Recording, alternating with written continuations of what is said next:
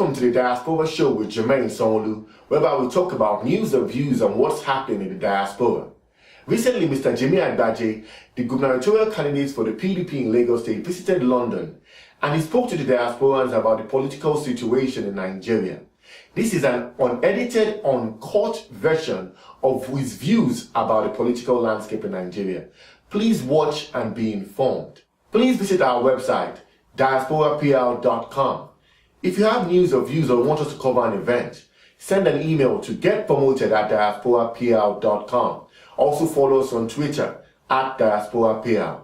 Now, what the video of Mr. Jimmy Agbaje, the gubernatorial candidate for the PDP in Lagos State, talk about his views about the political situation in Nigeria. I remain Jermaine Sonolu, and thanks for watching the Diaspora Show. Again, I will not sit down. We're not talking not just about Lagos, but about Nigeria.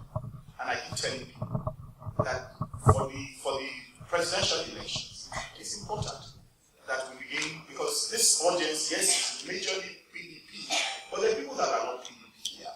And it's important that the issues are brought before us. That coming to 2015 elections for the presidency, I personally believe that the achievements of the president, of our president, have been understated, underreported. There are achievements that have been made by President Jonathan that are just not out there because they have not been put out. The challenge before the PDP over the next 6 months is to begin to tell the people those achievements in a way that they can understand and appreciate. And that is at one level. The other level, of course, is to say, look, what is the alternative to President Jonathan? And I keep saying, you know, Nigeria, the way it works, and it's important to take it. I was very involved in Southwest, in politics of the Southwest in 1999, 2003. The Afenifere, of which I was a very active member, did not support Obasanjo as president. But come 2003, it was difficult for Afenifere as an organization to go out there and tell its people that they should not vote in the man into office. And so what did they do? They said they would not present a candidate because they had their own son that was running.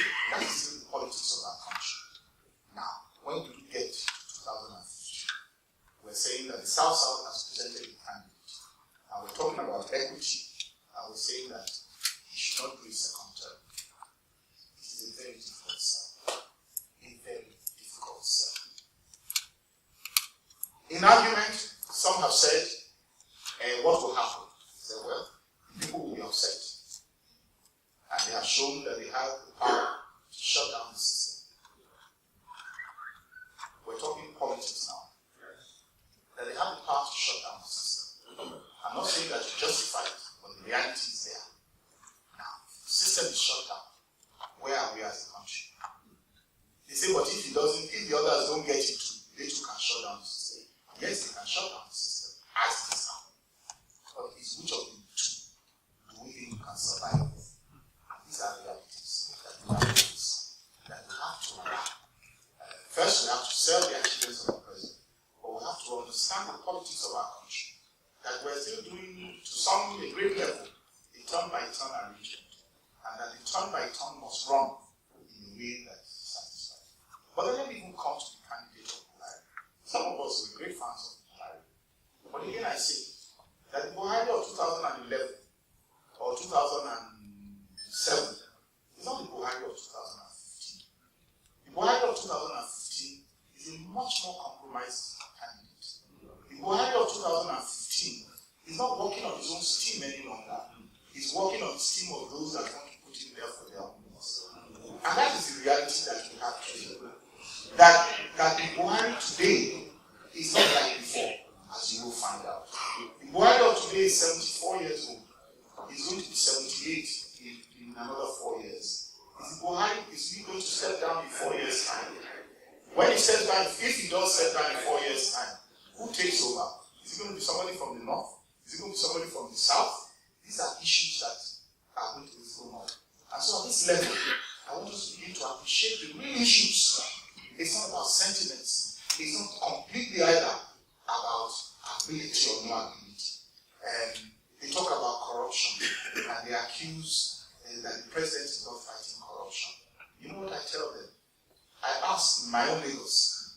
I say, are they corrupt in Lagos? And people say yes. Now you tell me one person, one senior person that Lagos has ever taken to court for corruption.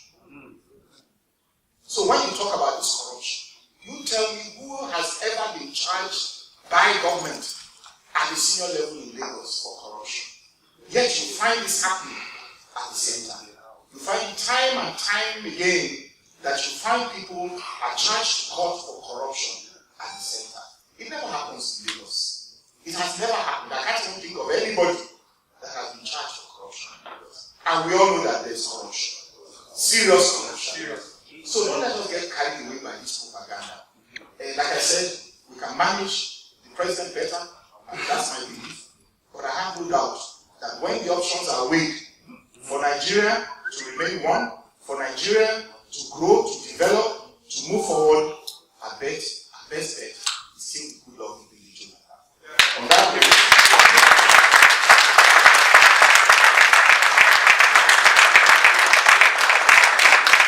note, I will thank you for your attention. I hope I have been able to give you food for thought. I have great hopes for Lagos. I know inside me, very much inside me, that is going to be ours. By God's grace,